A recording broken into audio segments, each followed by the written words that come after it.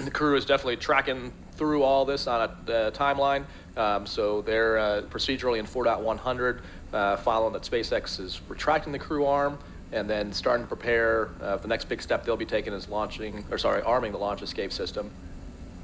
And then looking forward on the timeline to basically go through the steps for the prop loading. So we talked a little bit about the first broadcast, but this is kind of a key mental note here as well. If there was an emergency pad egress, they probably have some crew coordination of who's going to get to the hatch first, but you definitely want to make sure the crew arm is back in place. So there's this period of time while the crew access arm is not there, the launch escape system is not armed. So crew access arm retraction complete. You need the arm to swing back to the capsule before you can actually egress. You need to make sure that's there before you step out. Critically important, and we got some beautiful views from our flight operations team, which is not only making sure that the area around the rocket is safe, but also giving us some spectacular views of that crew access arm as it retracted away from the rocket. And there it is again, right there. Yeah, it's a great view where you can see both the strong back, which is the structural piece holding the rocket up there now, and then the crew access arm swung back. Open now to the air and the atmosphere.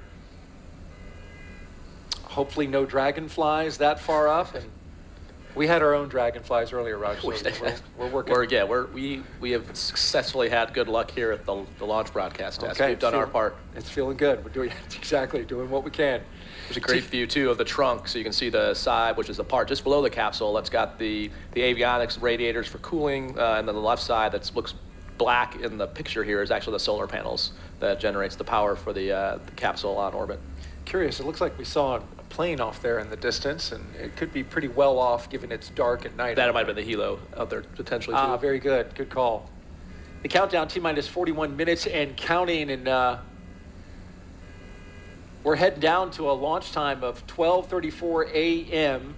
We saw the retraction. That's the last major visual milestone as we prepare for liftoff. Shortly thereafter, we should hear the call out that the launch escape system is armed. And then from there, Raja, we will hear that F9 prop load has started. Yep, and timeline-wise, I'd expect probably about another minute and a half or two. They'll tell the crew to they'll tell them to go ahead and step into the arming. You'll see them putting visors down. You'll probably see them tugging at the restraint straps, just making sure everything is extra tight, making sure you saw like Andre before was using his stylus to probably edit some of the weather data they had on their iPad. They'll stow all those things and basically put themselves in a posture where you see them stowing it right now, where you could be in a posture where if the capsule were to initiate a launch escape, you'd be prepared for that. So from the time that is hot, you are pretty much sitting on a live set of Super Dracos that could go off automatically if the vehicle senses a malfunction once the prop loading starts. Or it could be manually initiated, so you always want to be ready once that system's hot. Well, Raja, you say it, and then we see it. Calling it out. Remember well from your time as the commander of Crew 3. It's worth noting, you just came back from space. It was, what, May of last year? Yep. Yeah. Yeah, it's good to be back. I'd go back in a heartbeat, but it's also good to be back home. But oh, you're watching your friends go up? Yeah, this is it's really surreal to have friends and colleagues on the end of that rocket, and I think it just reinforces the importance you asked earlier. And the question was like, what do we do on our normal job? There's also people in our office. So Joe, who's the chief of the office, goes to the launch trainers reviews, and you are signing up your friends to go ride this thing. So we take it pretty seriously, as well we should.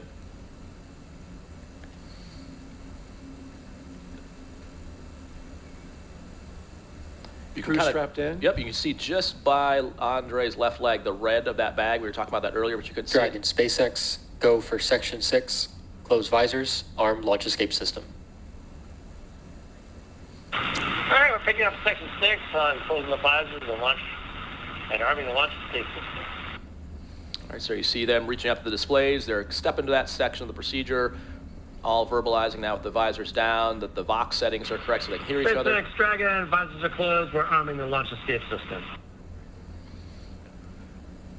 They have some telemetry on their display that shows them what the automatic thresholds are to make sure they're not violating one of those thresholds before they arm the system. We talked about that earlier tonight, to make sure you don't inadvertently initiate a launch escape.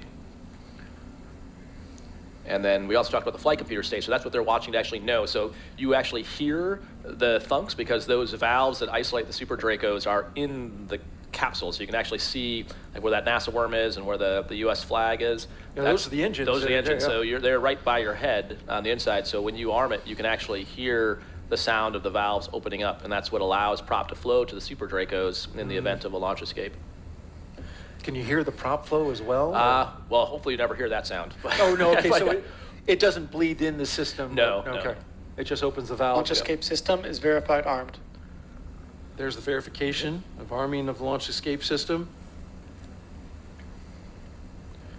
Right on time with our milestones as we count down. And so for the crew, they're now closing out 4.100, which is their launch preparation procedure. And they're now stepping ahead to what's the prop loading timeline on their displays, which is going to give them times of when is the different tanks are pressurizing and loading. There's no telemetry in the Dragon that tells you what the F9 tanks have in them in terms of amount of fuel. You can see what's in the Dragon, but not the F9. And so you rely on this timeline and the calls from the team to know the status, and that gives you an indication based on the timeline you have if things are behind or ahead or on timeline. The team on the ground can certainly see. Yes, absolutely, yeah. The ground team can see that all, but that's not all piped into the Tanks are Dragon. venting for propellant load.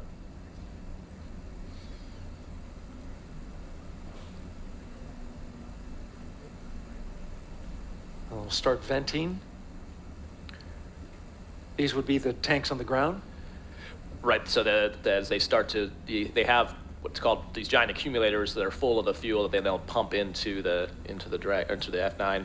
And the two things I learned on our first broadcast attempt, one is that the license plate changes every time. The second that I also learned from you is that you can tell out here how full the rocket is by looking at the level that the condensation comes off the outside of the rocket, which you can't see that on the inside, but that's a good technique for if you're watching on the outside and don't have the benefit of having the displays the crew has or the telemetry the ground has to just get a look at binoculars if you're standing on the causeway or on TV and know how full the tank is. Outdoor fuel gauge. Yeah. Only if you launch in the humidity of Florida. I don't know if it'd work in the desert as well. But. Well, we get to see launches out at Vandenberg, California, and it's a little drier out there. It still is on the coast, so we have some humidity, but it is quite a sight. It's a definite pro tip. I didn't know that. I've been I've been in the office for 5 years. No one taught me that. Told an astronaut something new. Yeah. I'm feeling proud. But I tell you what, you haven't learned nearly as much as I've learned in my time being in these two launch attempts. And so happy you could come back and count this down. We know our astronauts all around the country are watching. Checked in with Megan MacArthur earlier.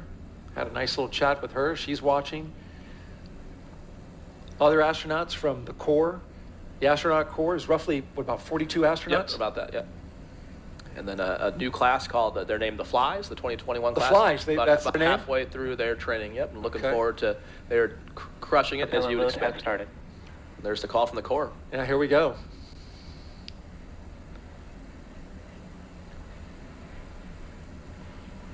So at this point, all the closeout crew is not only off the tower, but outside what's called the exclusion zone or the hazard area, or different words for it. Basically the radius away from the launch pad, since there's now prop flowing into the rocket. Well, T-minus 34 minutes and counting until liftoff. Today will begin the next 6-month rotation mission to the International Space Station. As we've been documenting, we heard the launch escape system armed. Happened just before that propellant load began. Dragon capsule. It was loaded with its propellants about a week and a half ago, just a few miles down the road. In order to fly, Dragon needs a fuel and an oxidizer for the fuel. SpaceX uses monomethyl hydrazine, or what they call MMH, and nitrogen tetroxide, or NTO, for oxidizer. And together, these propellants feed those Draco engines that will maneuver Dragon on orbit. It also feeds those 8 Super Draco engines you were talking about that would power the launch escape system in an abort scenario. And so with that fueling having begun, that means those 8 Super Draco engines inside Crew Dragon are ready. We heard, or rather Raja relayed, that the astronauts can hear those valves turning, getting that system ready to go. should there be any kind of emergency associated with the rocket or the pad. Of course, NASA and SpaceX teams, they train extensively for exactly that type of contingency. And so with T-minus 33 minutes and counting, let's head back over to SpaceX headquarters in Hawthorne, California for an operations update from Kate Tice. Kate? Thanks, Daryl. I continue to follow along with the final minutes of the launch countdown, heading for on-time launch just under 33 minutes from now. Everything's still looking good for Dragon and Falcon 9. No major issues reported by the teams at this time. As we heard on the loops, the launch escape system is now armed, and Falcon 9 propellant loading began at T-minus 35 minutes. The first and second stages of Falcon 9 are each loaded with 2 liquid propellants. One is oxidizer, loaded into a tank at the top of each stage. The other, a fuel, loaded into a tank at the bottom of each stage. The fuel that we use to power the Merlin engines is RP1, which is a refined kerosene. The oxidizer loaded on each stage is densified liquid oxygen, or LOX. Densified means it is kept much colder than typical for launch vehicles and takes up less volume, which allows for more oxidizer to be loaded into the first and second stages. And as Raja mentioned minutes ago, you can tell how full the tanks are based on how high the condensation appears on the outside of the vehicle. To ignite the fuel and oxidizer in the Merlin rocket engine, we use the ignition fluids of triethyl aluminum and triethyl boron, also called TTEB. When TTEB comes into contact with oxygen, it burns and produces a green-colored flame. Once we have the flame going, we add the kerosene fuel into the Merlin chamber, and the engine ramps up to full power. You might see the green flash just as the second stage engine ignites following stage separation 2 minutes and 48 seconds into flight. Now, for those of you who have been following along, you'll know that we stood down from our initial launch attempt of Crew 6 on February 26th due to a TTEB ground system issue. It was determined to be the result of a clogged ground system filter that was impeding the flow of TTEB. SpaceX teams replaced the filter, purged the TTEB line with nitrogen, and verified the lines are ready for launch. Lastly, we're topping off helium into pressure vessels on both stages. That is actually used to pressurize the tanks in flight as the propellant is pulled out and consumed by the Merlin engines. It's very similar to when you're drinking from a plastic water bottle. Helium loading has started. And there's that call out for the cryo-helium load I was just talking about. It's similar to drinking out of a plastic water bottle. You got to let some air back into the bottle to keep it from crumbling. Now, on board the spacecraft, the astronauts are monitoring the systems while propellants are loaded into the Falcon 9 below them, as you can see on the right-hand side of your screen. The crew's training in the simulator here at SpaceX headquarters in Hawthorne, California, actually included playback of sounds recorded in Dragon capsules during recent flights. So all of the sounds that they're hearing now, not only did they hear before in our previous launch attempt, but they heard it during the training simulations as well. As for the range, they continue to report no problems, and they are go to support launch. Weather also looks great. As I mentioned before, our probability of violation for the launch constraints is only 5%, so really good on that front. As a reminder, today we have an instantaneous launch time. So at this point, if we hear a hold for any reason, we will have to stand down and target our backup launch opportunity tomorrow, just under 24 hours from tonight's planned launch. At this point in time, at just under T-minus 29.5 minutes, I'll turn it back over to Jesse and Gary for an overview of events that we'll see after liftoff. Awesome. Thanks, Kate. For Crew 6, the astronauts' flight to station will take about 24.5 hours.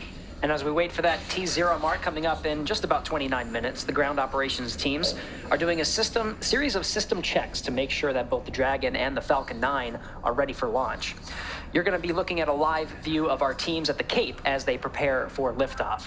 Now, as we wait for that launch clock to hit 0, we wanted to give you an overview of what the ascent portion of that mission is going to look like.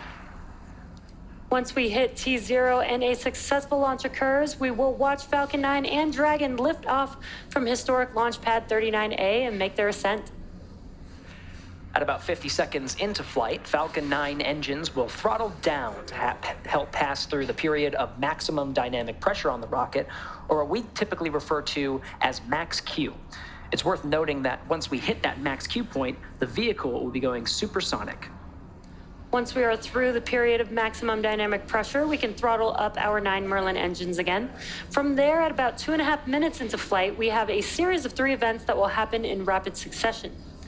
First is MECO, or main engine cutoff. This is where all 9 Merlin 1D engines shut off in preparation for stage separation, which is our second event. This is where the first stage detaches from the second stage, with the first stage making its way back to Earth from landing, as the second stage continues on its journey with the third event, SES-1, or second stage engine start number 1, where the MVAC engine lights up and propels the second stage, along with our Crew 6 astronauts, into orbit. As stage 2 heads towards its targeted drop-off orbit, stage 1 will execute 2 burns in order to make its way back down home on Earth. The first is the entry burn. That's where 3 of the M1D engines will reignite and then shut down again. Now, this helps to slow the stage down in preparation for entry back into the Earth's atmosphere. And while the first stage is heading back to Earth, the second stage will cut off its 1 Merlin engine that was ignited right after stage separation. Once this happens, we'll wait for confirmation of a good orbital insertion. About 90 seconds after Dragon gets into orbit, Falcon 9 will land back on Earth. The landing burn is just a single engine burn, but it's powerful enough to bring the vehicle's speed down rapidly in order to land on our drone ship at about 9.5 minutes into the mission. And while the Falcon 9 first stage is landing, Dragon is preparing to separate from the second stage. At about 3 minutes after the second stage gets into orbit, we should have a great view of Dragon with its 4-person crew drifting away from the second stage. Once Dragon is a short distance away, it'll begin checking out its Draco maneuvering thrusters to make sure Dragon continues to increase separation distance from the second stage. It's worth noting that these are not the Super Draco engines that would be used during an abort scenario. About 40 seconds after separation, Dragon's nose cone deploy sequence will begin. It will take roughly 4 minutes for the nose cone hooks to unlatch and open, exposing its guidance navigation controls that will help Dragon autonomously fly to the space station. And lastly, once the nose cone is deployed, the remaining Draco thrusters on the forward bulkhead will be checked. From there, over the next 24-ish hours, Dragon will be in its rendezvous and approach phases, undergoing a number of phasing burns as it makes its way to station. All of that will be coming up soon, but for now, let's check back in with Courtney in Mission Control Houston. Courtney. Thanks, Gary. The flight controllers here in Mission Control Houston are laser focused on the onboard systems of the space station, ensuring it is ready to receive Crew Dragon. They're also making sure communication links between the station, Dragon, and the ground are working properly, and the consensus to this point is that everything is proceeding right on track. Teams here in Mission Control Houston, the team in Hawthorne, and the astronauts aboard the space station will monitor the autonomous docking of the Dragon spacecraft on Friday. They'll perform a series of leak checks, then work to open the hatches on both the Dragon side and inside the station's pressurized mating adapter. We expect hatch opening to take place about an hour and a half after docking. Once on board, the astronauts will be greeted by the space station crew and will then join in for welcoming remarks for the new crew members. From there on out, they will no longer be referred to as Crew 6, but rather as flight engineers of the International Space Station until their return back to Earth. Here in Mission Control Houston, Flight Director Judd Freeling is on console overseeing the team for launch. And that's it from here in Mission Control Houston, so I'll toss it back to the team in Florida. Daryl, how's it looking? We're looking great out here, Courtney, and thank you very much as we cruise around the set here. Our production team doing a great job showing us all the sights and the sounds of the countdown of Crew 6. Liftoff is at 12:34 a.m. Eastern Time, and if you're just joining us, well, we're doing well, having a great countdown, 24 minutes to go for the 6th astronaut rotation mission to the International Space Station under NASA's Commercial Crew Program. Commander Stephen Bowen, pilot Woody Hoberg, and mission specialist Sultan Al Neyadi and Andrei Fedyaev are strapped into the seats, as you can see them here inside Dragon Endeavour. The Falcon 9 rocket fueling operation well underway. The launch escape system is armed. That means Dragon is prepared to launch itself away from the Falcon 9 in case of an emergency on the pad or after liftoff. So far, operations looking and sounding as we would expect. And you can see on the rocket, we're filling her up. The condensation of the warm, humid Florida air down there shows you that, well, my guess would be about a third, but I have no actual telemetry to tell me that. Just going by the condensation coming off the rocket. It really super chills the skin on the outside of the rocket, and then that condenses the air in the atmosphere, the water that's in the air, and it really is something to look at once it's ready to go, all the way up and down the rocket. And the reason they make it super cold is, if there's probably, let's see, third or fourth graders out there, I know that's what my kids are learning about, is like when something's really cold, it gets dense, so you can get more of it in there. So that's why it's important. Every drop of gas matters when you're trying to get to orbit. You want as much margin. John was talking before about why we build the timelines we do, and so, we always hope everything goes nominally, but we train for all kinds of contingencies. And so we've been talking about launch escapes, but the next phase is rendezvousing with the space station. And so we protect for a problem with either the station or the capsule, and having to back away and come back again in 24 hours. And so all that requires prop and gas, and the further and higher the F9 can get the Dragon, the more options we have. So that's why they chill the gas. You heard calls earlier about the cryohelium, and like they talked about it out at Hawthorne. That means that we have enough gas to pressurize the tanks, and then next you'll start hearing, probably in about another minute, they'll start talking about stage 2 fuel being loaded. And so you'll hear calls, hear them talk about stage 2 and stage 1, it's a 2-stage rocket. So there's fuel and oxidizer for both the stages. The first stage, like they described, having the 9 engines, and the second stage having 1, but both of those have separate tanks for the fuel and oxidizer, and you'll hear them calling those out. Because again, the crew probably can't as much hear it like the same way they hear the Super Draco valves, but you can hear sort of some creaking and some noises, definitely some vibrations. So getting a call before that happens just kind of reassures them that sound is expected, and gives them a reference point on the time that they're following. We're about 37 seconds away from completing stage 2 RP1 load. In the meantime, let's tell you about the crew. The commander of Crew 6 is Captain Stephen G. Bowen. He hails from Cohasset, Massachusetts. Married with 3 children, holds the title of first U.S. Navy submarine officer to be selected as a mission specialist by NASA. Captain Bowen is also a veteran of NASA space flights, including the space shuttle flights on STS-126, 132, and 133, the only astronaut to ever go consecutive back-to-back shuttles. Sitting next to Stephen is pilot Warren Woody Hoberg, the 37-year-old from Pittsburgh. He studied aeronautics and astronautics from MIT before getting a doctorate in electrical engineering and a computer science degree from the University of California, Berkeley. During grad school, Hoberg worked as an EMT with the Yosemite Search and Rescue. Crew 6 will be Stage 2, Hoberg's... RP1 load complete. There's that load complete. Stage 2 is in the books. We'll load it up. And now you can see the venting off of that liquid oxygen. Talking about Hoberg, this flight will be his first flight since NASA selected him to be an astronaut along with Rajachari's class in 2017, the Turtles. In the role of mission specialist is astronaut Sultan Al Neyadi. He was chosen by the Mohammed bin Rashid Space Center of the United Arab Emirates to be a part of expeditions 68-69. Father of 5, spent most of his life in Al Ain and Abu Dhabi, but in 2020 traded that in for astronaut training in Houston at NASA's Johnson Space Center. This will be his first trip to space. And it's also the first trip for second mission specialist Roscosmos cosmonaut Andrei Fedyaev. He will be working to monitor the spacecraft during the dynamic launch and re-entry phases of flight. He will be a flight engineer for Expedition 68, just turned 42 years of age. Each of these 4 crew members will be part of Expedition 68 once they arrive at the International Space Station. T-minus 18 minutes and counting. We had strong back chill that began. And coming up in just a few minutes, we'll start loading liquid oxygen onto the second stage. And I think a great testament to the international partnerships of this program. Half the crew is international.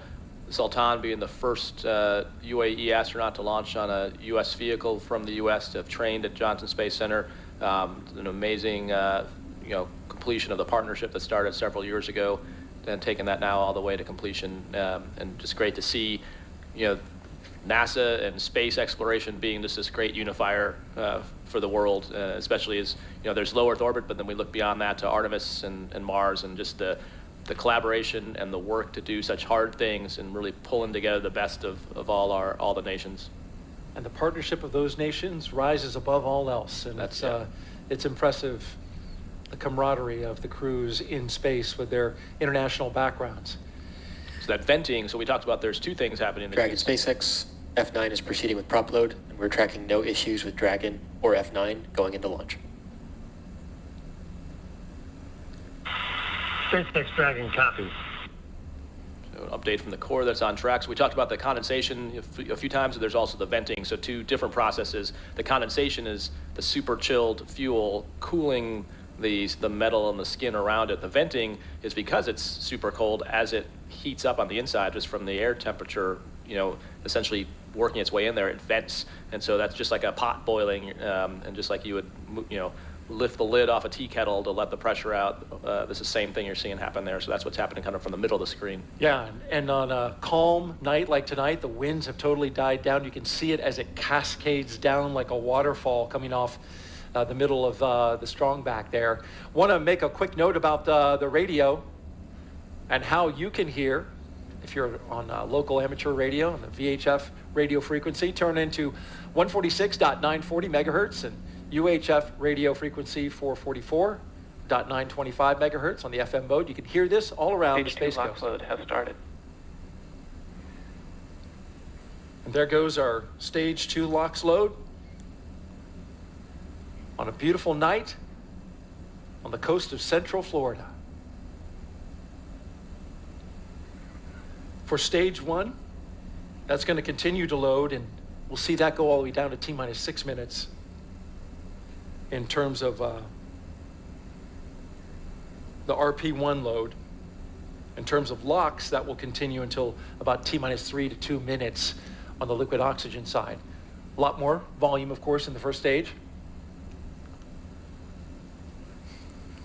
Hey, let's throw up a quick social media question. What do you say, Raj? Sounds good. What we got here? At JSE Garin asks, I am 9 years old and want to know if you can see airplanes on the ISS. I have never heard that question. So actually, Megan MacArthur had a cool post where she took a picture of the ground and you can see the contrails of a plane. So you can't see a plane if it's not what we call conning, meaning contrails. If you can find the contrails, then you can follow it back to find the plane, but it's super hard to find an actual airplane that's not in the contrails.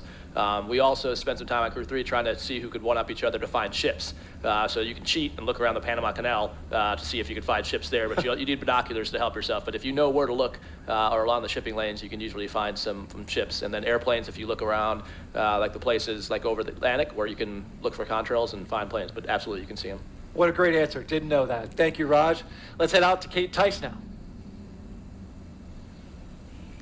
Thanks, Daryl. Everything's still looking good for launch of Falcon 9 and Dragon Endeavour just under 15 minutes from now.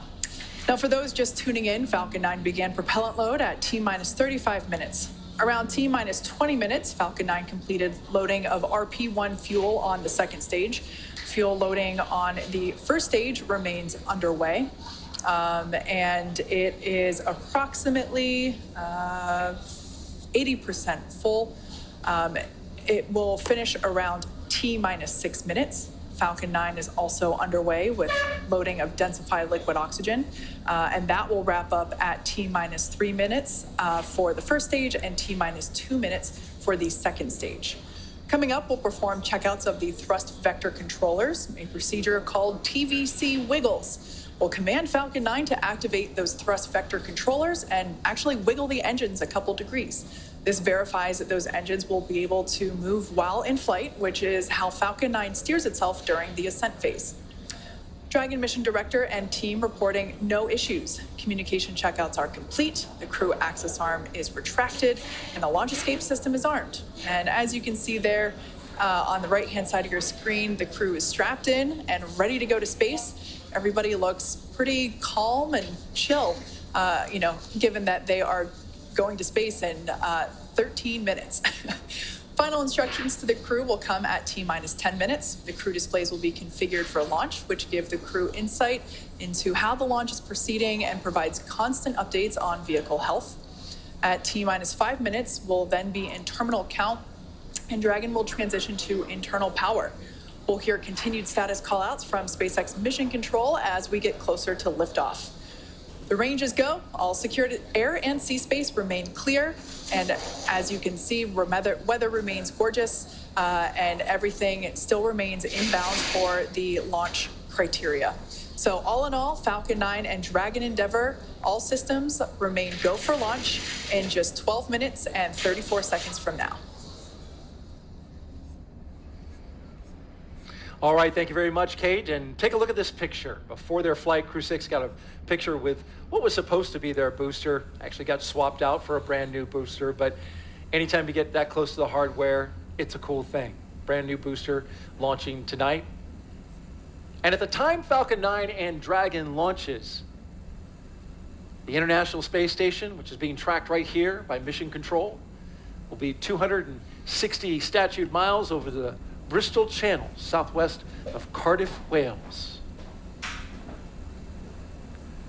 Crew 6, once they get off the ground, will spend the next 25 hours chasing down the International Space Station for a rendezvous at 1:11 a.m. Eastern Time tomorrow. It'll be Friday. And we'll have live coverage on NASA TV of docking and the Crew 6 welcome ceremony at 11 p.m. Eastern Time tonight. Final thoughts, Raja? Yep, so get ready to lift off. Yeah, so right here, they're at 10 minutes. They'll probably say some thank yous to the ground. A lot of people got them here. You're going to see them messing with the displays. So Woody and Steve will be putting up what's called forward views on the outside displays, so the mission specialists can monitor the parameters. That's how they monitor anything that would how the performance is doing. In the center display, they'll bring up the event details that show the launch, and you'll see them put their hands down once they get closer to launch, and they'll have this display up so they can basically watch. They'll have everything configured, and that's what they talk about, configuring for launch, so that you don't have to touch it during the launch itself. Colonel Chari, putting us in the seat of the astronauts with exactly what they're doing. Thank you so much, appreciate it. And one more thing I want to say, I don't know, Raja, I have a feeling there's love in the air. Not going to give it away, but it just feels like there's love in the air. You got to stay tuned to find out more about that. For now, I'll turn it over to Gary and Kate at SpaceX headquarters in Hawthorne, California. Take us through the rest of the countdown.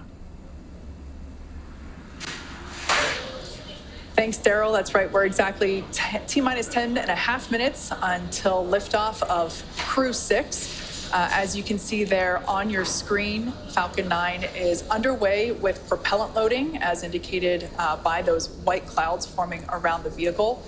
The fuel loading is complete on the second stage. LOX load remains underway. It's about 40% full on the second stage. LOX load also underway. Dragon, SpaceX, confirm crew displays configured for launch. SpaceX Dragon crew displays are configured for launch. Copy that, Steve. And once again, on behalf of the entire SpaceX team, we're honored to have you aboard Dragon Capsule Endeavour on its next trip to the International Space Station. We wish you a great mission, good luck, Godspeed, and enjoy the ride. And thanks again to everyone out there who made the vehicle, the ISS, our mission, and our crew ready for launch. Really want to thank everyone and appreciate the great call, much appreciated call for the scrub the other night. It was a great call and good learning opportunity for the crew and I think for the teams. And so once more into the breach, dear friends, Crew 6 is ready to launch.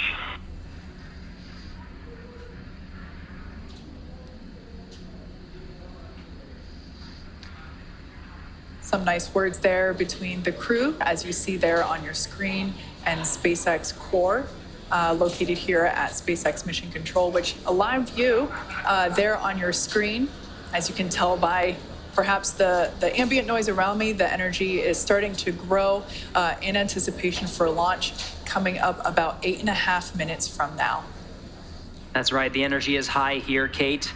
Now at that T-minus 10 minute mark, we heard the good luck and Godspeed from the teams here in Mission Control in Hawthorne, where that crowd is gathering.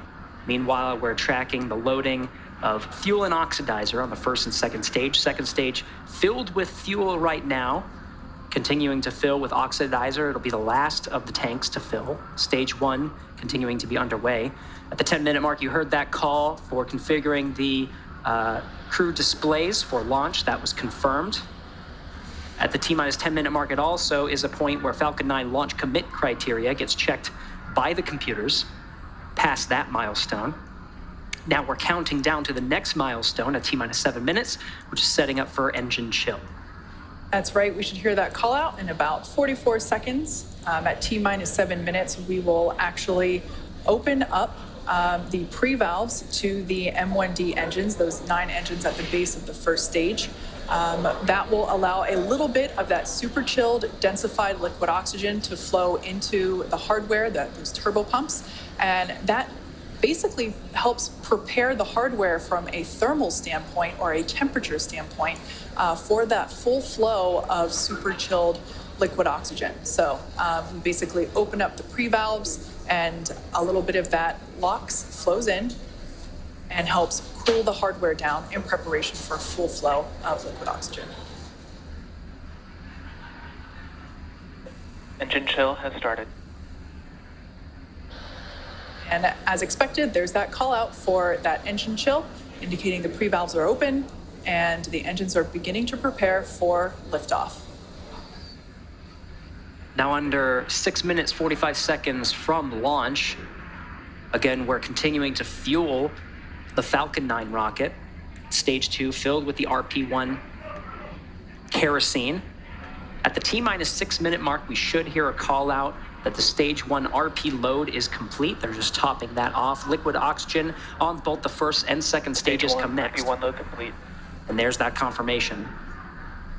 We're counting down to T-minus 5 minutes at this point. At T-minus 5, the Dragon is configured for terminal count. And at terminal count, Dragon is switched to internal power, right now receiving power from umbilical lines from the ground. Also at just under 5 minutes, we'll be waiting for strong back retract. The arm that's currently propping the Falcon 9 and Dragon up. We'll see the clamp arm start to open, and the strong back itself will tilt about 2 degrees off from where it is now at a 90-degree position. Just a little off, and then it'll get out of the way completely upon liftoff. Then, of course, comes the, after the strong back retracts, comes the completion of liquid oxygen loading on both the first and second stage. For now, T-minus 5 minutes, 15 seconds. We're going to stand by for that call of configuring for terminal count. Crew 6 in their seated positions and ready for launch. Dragon is in configure for terminal count. Tanks are pressurizing for strong back retract. All right, and we heard both of those calls. Dragon onboard computers are going to take control of the vehicle. Should be seeing the clamp arm at the very top of the second stage, right underneath where you see the unpressurized trunk of Dragon, which is indicated by the half black and half white indicators, the black being the solar panels that provide power to the Dragon is retracted on its transit to the International Space Station. Got that confirmation of strong back retract. We should be able to visually see that strong back. The strong back will retract about 2 degrees away from the vehicle. Then at liftoff, the strong back will actually go back to 45 degrees. That strong back is part of the transporter erector, which provides the liquids and gases and electrical connections to the vehicle.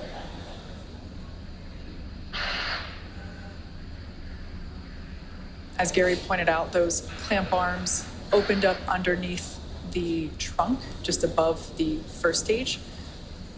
And you can see that action happening now as that initial retraction just a couple degrees away from the vehicle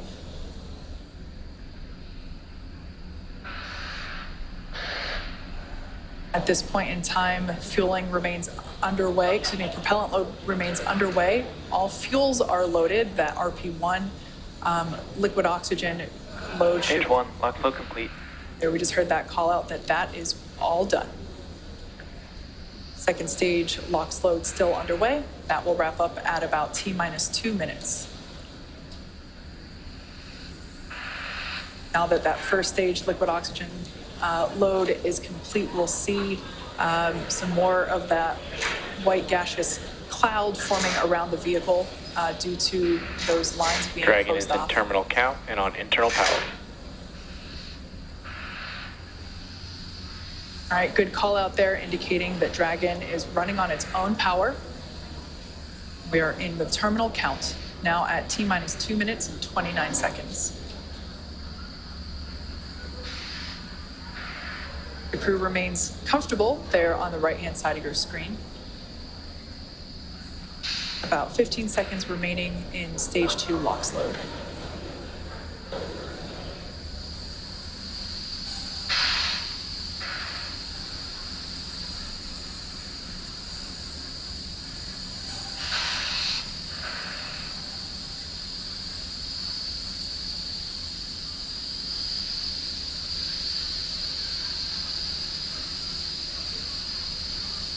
Stage 2, lock flow complete.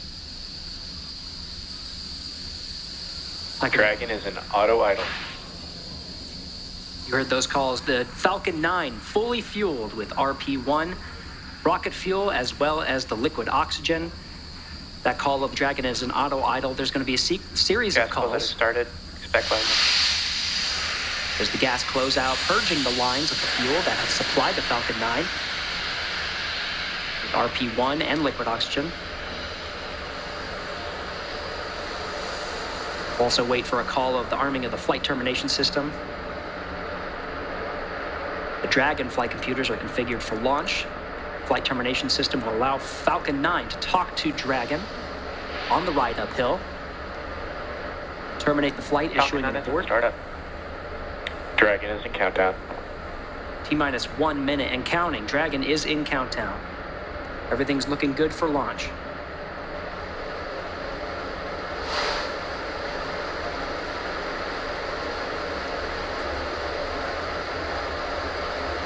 Dragon, SpaceX, go for launch.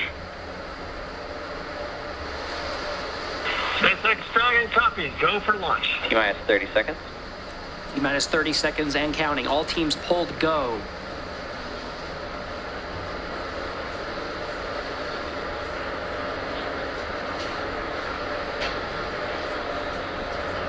$15 seconds. Ready for an on-time launch for the T-minus instantaneous 10, 9, 8, 7, 6, 5, 4, 3, 2, 1. Engines full power and lift off at cruise 6. Go Dragon, go Falcon. Now launching on Endeavour's fourth flight to the International Space Station. Vehicle pitching down range, 1.7 million pounds of thrust provided by the 9 Merlin 1D engines on the first stage. Hearing good calls, stage 1 propulsion is nominal.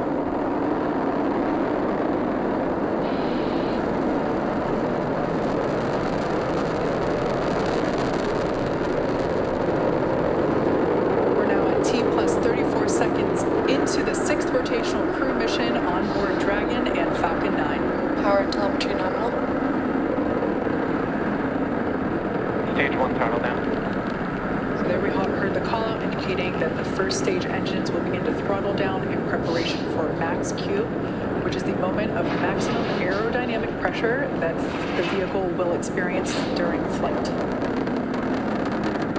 Vehicle is supersonic. That call out there indicating the vehicle's traveling faster than the speed of sound. Max Q. Stage 1 throttle up. All right, now that we're past max Q, 1 Bravo.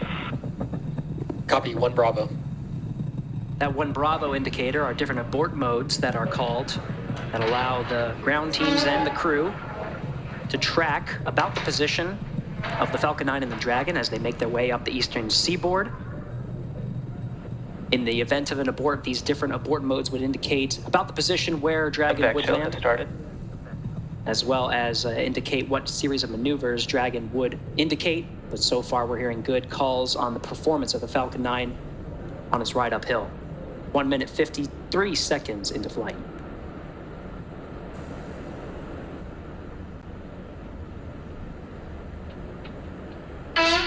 We're about 30 seconds away from main engine cutoff, which will be followed quickly by stage separation and second engine start, which is the ignition of that MVAC engine on the second stage.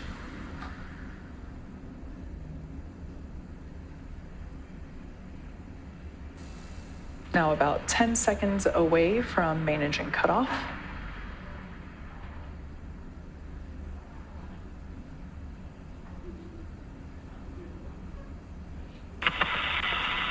Two Alpha. Copy, 2 Stage Alpha. separation confirmed. There you can see on your screen confirmation of stage separation, as well as ignition of that second stage engine.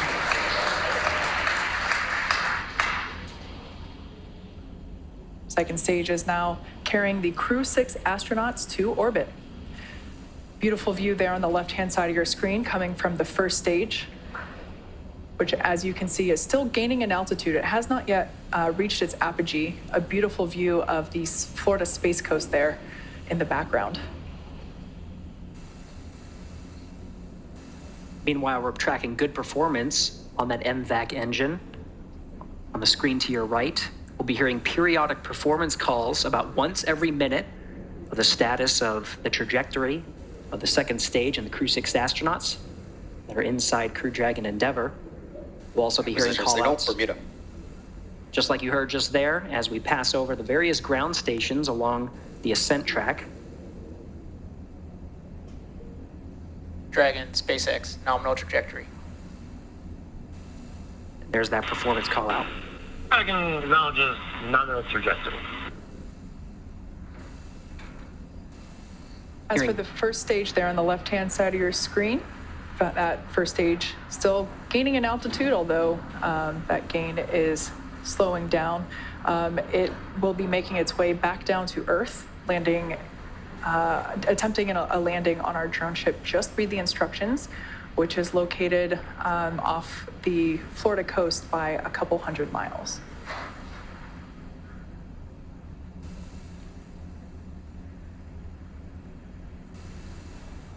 The MVAC engine on stage 2 burns for 6 minutes after second stage ignition. We'll continue to see this engine burn until about 8.5 minutes into today's flight. Dragon, SpaceX, nominal trajectory. SpaceX, Dragon, nominal trajectory. Again, these performance calls happen once a minute. Flight teams continuing to track Falcon 9 and its ascent. Everything's looking good so far. You'll also continue to hear those check-ins of the ground stations as we pass them. At this point in time, we're roughly 2 minutes away from the next major event, which will be the entry burn for the first stage.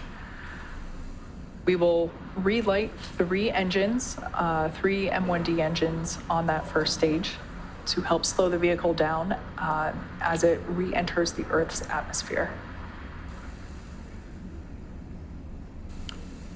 We're approaching 200 kilometers in altitude. It's about 124 miles. Meanwhile, velocity, Dragon, SpaceX, nominal trajectory. good trajectory calls, about to pass 12,000 kilometers per SpaceX, hour. Dragon acknowledges nominal trajectory. It's about 7,500 miles per hour.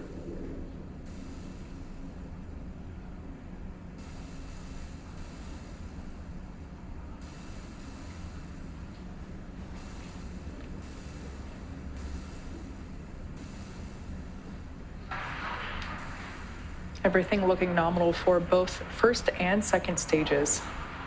Now coming up to T plus 6.5 minutes into flight.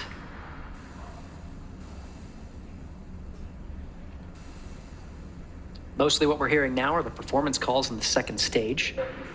In about a minute is when we'll see a series of events in rapid succession. It's been a pretty good pace since second stage ignition. Less than a minute from now, we'll start to see Dragon, more action on the SpaceX, first stage. Nominal trajectory.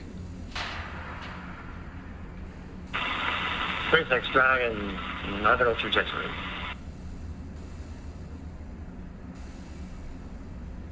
As Gary mentioned, those call-outs occurring about once every minute. Now we're about 20 seconds away from the first stage entry burn. That burn will last about 30 seconds and help slow the vehicle down as it re-enters back into the Earth's atmosphere. Stage 1 entry burn startup. And there you can see Stage 2, FTS has saved. on your screen that first stage entry burn has begun. That booster sees high drag, which actually scrubs roughly 70% of the velocity by the time that the landing burn begins. So about another 10 seconds of this entry burn. Again, 3 engines relit, the center and 2 Stage 1 radial entry burn engines. shutdown. And conclusion of that entry burn. Meanwhile, good performance on the second stage. Since second stage ignition, we've been in a 2 alpha abort mode. The next abort modes will happen in rapid succession to Bravo, to Charlie, Delta, Terminal and Echo. guidance. Each indicating different series of maneuvers in the event of an abort scenario, but as you've been hearing through the periodic checks, we're seeing good trajectory, good performance on the Dragon and Falcon 9. SECO, second stage engine cutoff, would be coming at 8 minutes 48 seconds. Coming up on that event. SpaceX Dragon, Shannon. Shannon, Copy, Shannon. now off the coast of Shannon, Ireland. Standing by for SECO.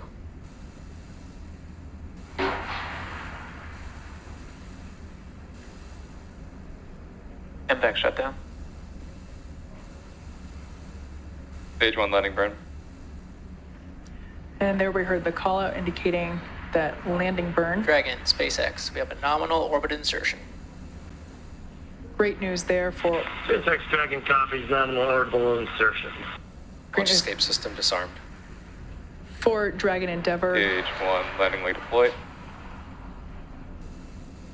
Attempting to land on our drone ship. Just read the instructions. Stage 1 landing is across signal. And there you can see on your screen, and also indicated by the cheers behind Acquisition me, signal, Finland. successful landing of this booster. Its first trip to space, and therefore its first landing. An eruption of applause here at SpaceX Mission Control.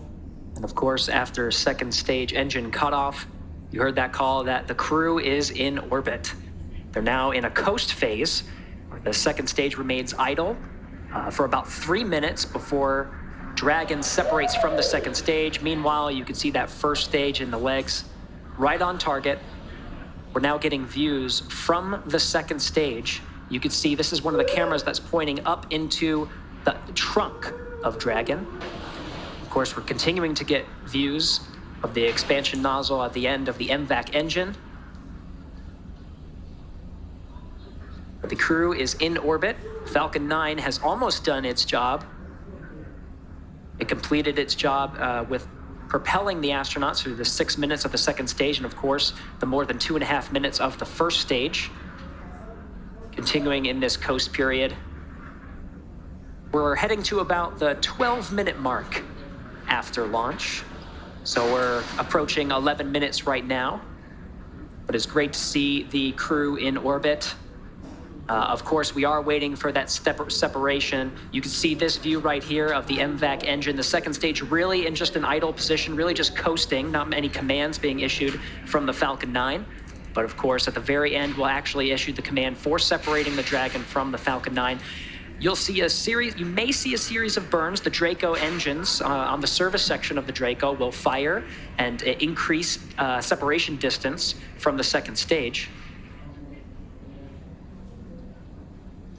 Once again, live view there from the second stage looking up into the trunk, which of course is the unpressurized section that goes along with the Dragon capsule to the International Space Station. That's where we are able to store basically cargo that is able to be exposed to the vacuum of space. So a great view there looking up into the trunk. That will be hopefully the first views that we get of that separation event, which we're expecting here any second.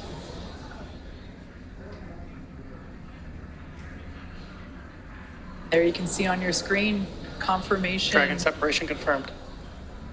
Of that separation confirmed. Dragon Endeavour is now floating free in space. That's right, the Falcon 9. Dragon, CE here. Welcome to orbit. Congratulations. Your flight is exactly 4 years after the flight of the Demo 1 mission.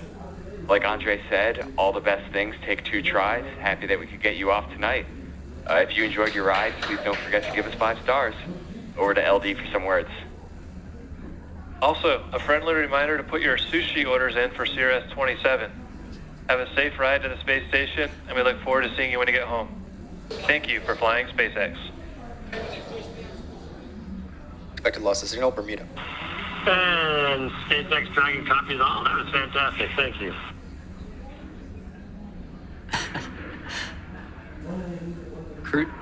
The Crew 6 astronauts, of course, having a strong bond.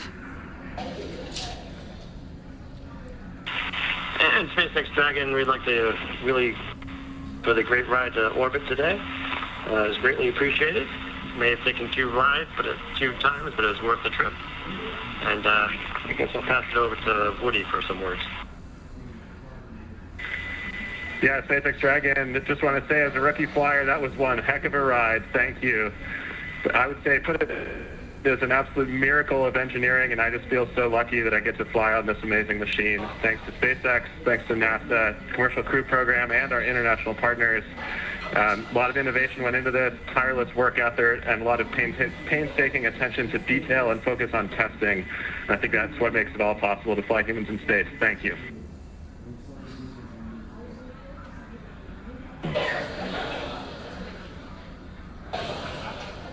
Some really nice words. Всем ребят, большое за подготовку, за то, что помогали в этом деле. Мне, всем ребятам, я хочу сказать, что сегодня человечество делает еще один шаг в подготовке к новому большому скачку. И для меня огромная честь быть частью такой большой и дружной семьи, и величайшей международной команды, как Международной космической станции, работая вместе на благо всего человечества.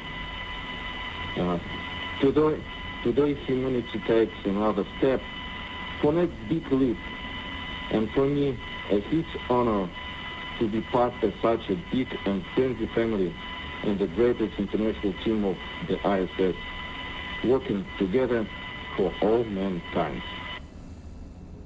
Thank you.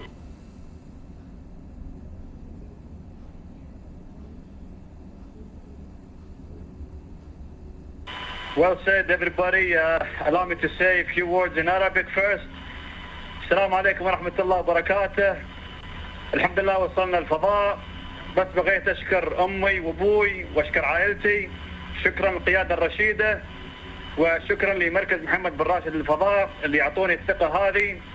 وكذلك أشكر كل من جهزنا ودربنا لهذه اللحظة التاريخية من مختلف وكالات الفضاء في أنحاء العالم.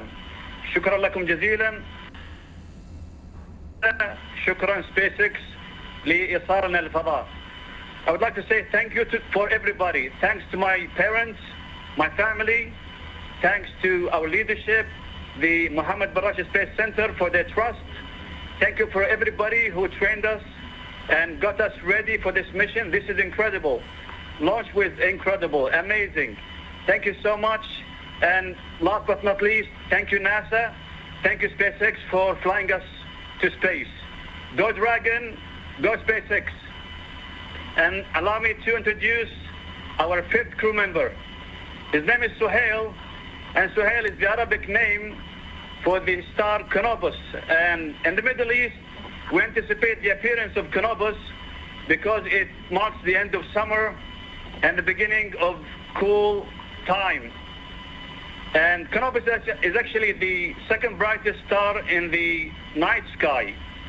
And this is the second flight for Suhail, because he flew with astronaut Hazar Mansour in 2019. And many people think Suhail is an alien, but to me, on Earth in a spacesuit, but with high ambitions. Thank you once again, and talk to you from the ISS.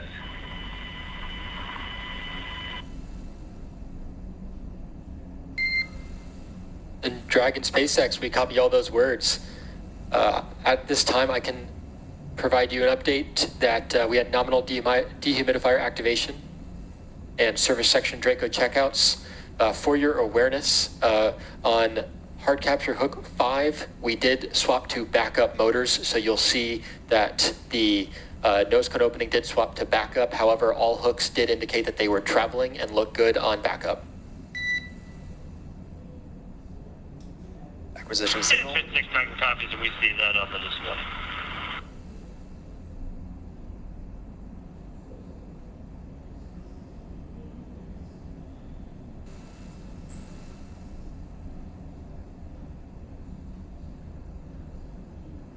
All right. Very dynamic time. Of course, Falcon 9 delivering the Crew 6 astronauts into orbit after the 9-minute ascent. We heard those great congratulatory words from each and every member of Crew 6, who of course had a strong bond with the teams here in Mission Control and SpaceX. That call you did here to the crew was about the nose cone. The nose cone is deploying now. They were troubleshooting an issue with one of the hooks, but switched to backup motors, and we're seeing that nose cone deploy now. But Crew 6 is now on its way to the International Space Station. It's going to take about 24.5 hours. So they'll go through a series of checks, a series of initial burns, and then they eventually have a sleep period before waking up and really getting into the action with a lot of the burns that bring it closer and closer to the International Space Station. It'll be docking to the Zenith port. We're now getting views from the Dragon, and that's the nose cone deploying that you're seeing right now on the end of the Dragon. And Kate, this really sets the crew up for some of the major burns here. That nose cone deploying reveals the 4 forward bulkhead Dracos that do a lot of the heavy lifting, a lot of those significant burns that bring the crew closer to the International Space Station. That's right. The nose cone is basically the pointy end at the top of Dragon. So now with that being exposed, those forward bulkhead thrusters will be able to do their job as Dragon Endeavour makes its way to the International Space Station. Just prior to losing the ground station coverage, we were able to catch a quick glimpse of the 0G indicator. I always love seeing that be revealed as it's always different for each crew and it's always special to the crew members. So I love the words that were shared around that. And I personally have a strong connection to this capsule. This was the Demo 2 capsule, the Crew 2 capsule, the Axiom 1 capsule, and now the Crew 6 capsule. And so it always brings a lot of pride and joy to see this particular capsule fly in space safely once again. So with all that being said, let's head back over to Daryl and Raja, who saw all of the liftoff action live. You guys, I bet it was incredible having seen it from the press site myself a couple of times. I know you can feel it. Tell us how it was to see this crew lift off. Absolutely, Kate, and thank you for the toss back here to the Kennedy Space Center. And on that point, we got to get Raja's reaction first because it was his first launch. He's been on a rocket. He's been to space. To see the outside. First time watching a launch. Yeah, that was awesome, Daryl. It was better than I expected. So I think a much more throaty, rumbling sound once it started to pitch over, and a beautiful night here, so we could see the second stage light. We could actually see the throttle down for from stage 1 to stage B, which was really cool. Saw the separation, saw the light go out when the first stage separated, saw the second stage light, and got to watch it pretty much all the way to 2 Bravo. It was pretty impressive. To 2 Bravo. Yeah. Sorry, those are different launch escape phases. So yeah, it was awesome seeing it from the ground and just kind of thinking through what that ride was like a while ago. But I'd rather be on the inside than the outside. But it's pretty here with us. But it's pretty impressive from both views. Yeah, we're so glad to see them. And exciting that they're on the way to the space station. I'm so happy for them. No doubt. Congratulations to not only the crew that is getting up into space, but also everyone who helped make it possible. It takes a tremendous number of people in order to pull that off. And that roar, right? Did you feel it in your chest? Yeah, so on the day of, you can feel it there and you can feel it here. You'd actually feel the vibration. They can actually bodily, it's actually vibrating your body, Visceral, the ground around you. And I think just the coolness of it, it's almost daytime around the launch pad when it first lit, just with the humidity, the temperature dew point spread right now. There's a lot of moisture in the air, so just the reflection of the light, you actually couldn't even see the top of the rocket. It was the plume lit up the whole horizon. So basically, as far as you could see, 180 degrees here, it just looked like daylight for the first about 20 seconds. So it was really, really cool. Well, your first launch, watching. Yep, I'll be back again. Yeah, we're ready to see another one. We love it. Fantastic. All right. As I mentioned before we got to the terminal count and ascent, I said there was a little bit of love in the air, right? Well, why is that? Well, a gentleman by the name of Sabi Farouk brought his girlfriend to the Banana Creek launch viewing location and proposed to her right at liftoff. They're both from Denver. We have a picture, and there it is. There's Sabi and his girlfriend, now fiance, Tamori, and she's sporting the ring. Congratulations to them. What a special thing to do. He had planned out this because during their when they first met, they had their first kiss at a rocket launch, and so he wanted to bring her back to propose, and it happened right here at the NASA Kennedy Space Center. What a neat love story, cool, Yeah, what a great story, yeah. Congratulations to both of them. And so now, let's turn it over to Jasmine, who is with a special guest with some post-launch reaction. Jasmine? Thank you so much, Daryl. Here on the balcony of OSB2, we had a great view of launch, and the crowd around us just erupted in cheers. It lit up the night sky. Joining us now is Kennedy Space Center Deputy Center Director Kelvin Manning. Thank you so much for being here. Well, it's great to be here, Jasmine. We are so glad to have you. And Kelvin, first question is easy. What did you think of launch? It was spectacular. And anytime we're putting people on a rocket makes it even more special. So we launch satellites, we launch all kinds of things, but tonight it was Steve, Woody, Sultan, and Andre, watching them walk out, saying goodbye to their families, and for us to get them off safely onto the International Space Station, that's a huge accomplishment. It really is a huge accomplishment. Daryl just mentioned love in the air, and we saw that great proposal at Banana Creek. And commercial crew is really the perfect marriage of our commercial and our international partners. Isn't that right, Kelvin? Absolutely. So government, industry, and international partners, it's kind of like a modern day, what we strive to have like Star Trek. You have all these people from different planets, and we're just getting started here. So maybe one day we'll have people from other planets as well. We really are just kicking things off. And you mentioned, the astronauts flying on today's mission, and that you've actually been on the selection panel for a few of the astronaut classes before. One of those was the Turtles. So pretty exciting for you to get to see Woody fly today, right? Oh, absolutely. Special guy, and really looking forward to seeing him on orbit and then getting him back home and hearing his stories. Yeah, we're looking forward to having him back, as well as the rest of Crew 6. And this was really a great way to kick off the launches of 2023. We mentioned earlier with Janet Petro that we are looking at over 90 launches this year. So what else is going to station in the next few months? Okay, we got a cargo resupply mission, CRS-27. We have Boeing's inaugural flight of the crew flight tests, looking for Sonny and Butch to sometime this spring to fly the CST-100 Starliner to station. That's a huge deal. And we got another commercial Axiom mission that'll go to the space station, and then we'll look at Crew 7 to follow these guys in another 6 months or so.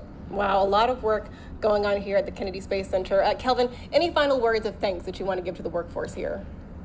Yeah, it's all about the team, and this is America's space program. You talked about our industry partners, our other government partners, and our international partners. We have a lot to be proud of. And like we said, we're just getting started. So thank you, Jasmine. Of course, and this really is the dream team. We appreciate you being here tonight, Kelvin.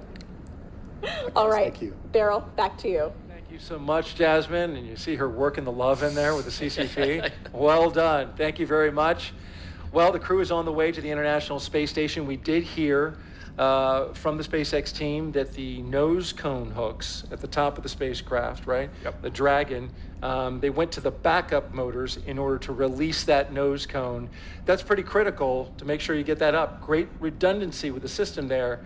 But why is that so important that that nose cone comes off? Yeah, so you can't dock to the space station without the nose cone. So as we saw, just looking at the views of the capsule before liftoff, it's closed for aerodynamics, because you don't want the door wide open while you're flying through the air. Once you're in space, of course, there's no drag, so then you can open that up, and that exposes the camera and the sensors that allow the Dragon to dock with the International Space Station. There's a whole lot of stuff going on, so the crew was working the comms back down to the ground and monitoring a whole bunch of systems. So we saw the separation. They have telemetry that gives them information about that, and then the next step is the nose cone deploy. And as you heard the Corps mention, all of those hooks, there's a dozen hooks, 6 of them are holding the nose cone, and then basically each of those hooks has backup and primary motors. So what you heard them describe is one of those went onto the backup motor to open the hook, which is why we have backup motors. Now with the nose cone open, they should be good to continue to the space station. And next thing they'll be talking about is phasing burns, so how they have to catch up. I'm sure there'll be teams looking at the data from that to see if it was kind of like we talked about earlier in the broadcast. Was it actually a problem with the primary motor, or was it just a bad telemetry? So the ground has some ability to suss that out with some extra data they have. They can try resetting things. So my guess is when they go to actual docking, they may retry that primary motor just to see if it's working, and then they have the backup motor still as an option. So they still have the redundancy, but they'll sort through maybe troubleshooting that some more, but I don't think it should affect the follow-on. So those hooks are used when they dock? Right, the same hooks. So there's a soft capture and a hard hook system that attaches onto the space station. But again, as long as a hard hook system that attaches onto the space station. But again, as long as the backup motor's working, it should be fine. Should be good to go? Yeah. All right, well, we will track it all along the way, and we saw a visual confirmation of the nose cone coming off. Yep. Saw that right on the video with the cameras that SpaceX has. And so now, Stephen, Woody, Sultan, and Andre are on course to arrive at the International Space Station around 1:17 a.m. Eastern Time tomorrow. And of course, NASA TV will be wrapping up our coverage, but you can follow along with Crew 6's entire ride to the station and hear real-time audio from space to ground on our mission audio stream on YouTube. Just look for the link on NASA social media accounts and in the description of the NASA YouTube launch broadcast. And though our coverage here at Kennedy Space Center is concluding, Crew 6's mission has only just begun. And you know it well, Roger, when you go up into the International Space Station, you really enjoyed the ride getting there, because that's when the work starts. Exactly, yeah. So it's actually a really nice period of time here. You got some time to look out the window, enjoy your time. You spend a lot of time in the sim, the Dragon sim, whether it's out at Hawthorne or the ones out in Houston. But it's nice to actually now enjoy the ride and take it all in, especially for the 3 rookies. Get used to some space adaptation, moving around in microgravity before you get on the space station, because as soon as you show up on the space station, man, it is busy. It is fun, but it is busy. Time to get to work. Next up is our post-launch news conference scheduled for 2:30 a.m. Eastern Time on NASA TV. We'll have a live joint docking coverage of Crew 6. We'll have the welcome ceremony starting at 11 p.m. Eastern Time tonight. This will be on Thursday on NASA TV, as well as SpaceX's YouTube channel. And you can find mission updates on Twitter, at NASA, at SpaceX, and on the web at nasa.gov, including that link. We'll have it in there in the description of the mission audio stream if you want to stick with Crew 6 during their entire journey to the space station. Well, before we want to sign off here at Kennedy, I want to thank Rajachari for being on the launch broadcast and sharing your incredible experiences. I learned such an incredible amount. I hope our audience did too. You answered all their questions, and it was fascinating just to listen to all the things that happened. Really appreciate you. Thanks. I'm glad I got a chance to see a rocket launch. And so, yeah, I highly recommend coming here to do this. So you can get a great view of a rocket launch. It's the way to go. Great plug for the Kennedy Space Center there, Roger. We appreciate that. And good luck to you on your work with the HLS. You're doing a lot of work there with the human landing system for the Artemis program, and people are really excited about that. Yeah, they should be. It's an amazing time. We're seeing what we're doing in low Earth orbit, and that is just the first step, man. We are going back to the moon to stay and onto Mars, and it is a great time to be in space. Congratulations on watching your first launch, and congratulations to the space lovebirds out there at the Kennedy Space Center who tied, or at least had the proposal and got a big yes. And then, of course, thanks to all of our guests for joining us today. We really appreciate you watching. You are why we do this, right? So here now are some highlights from the journey to orbit off the Earth for the Earth. For Rajachari and everyone here at the NASA Kennedy Space Center, I'm Daryl Nail. Have a great night and keep looking up. Crew 6 on the move inside astronaut crew quarters. Crew 6 walking outside of astronaut crew quarters for the second time. Andrei Fedyaev, Woody Hoberg, Stephen Bowen, and Sultan Al Neyadi. The crew departing the Neil Armstrong Operations and Checkout Building, a full security escort across NASA's Kennedy Space Center to Launch Pad 39A. The commander and pilot, Stephen and Woody, making their way inside Dragon. There go our 2 mission specialists as they cross the hatch, being very careful. 5-point harness just to save wear and tear on the suits. A lot of times the ground crew will help with doing that. As we watch the SpaceX closeout crew close the hatch to the Dragon capsule. 3, 2, 1. Engines full power and liftoff of Crew 6. Go Dragon, go Falcon.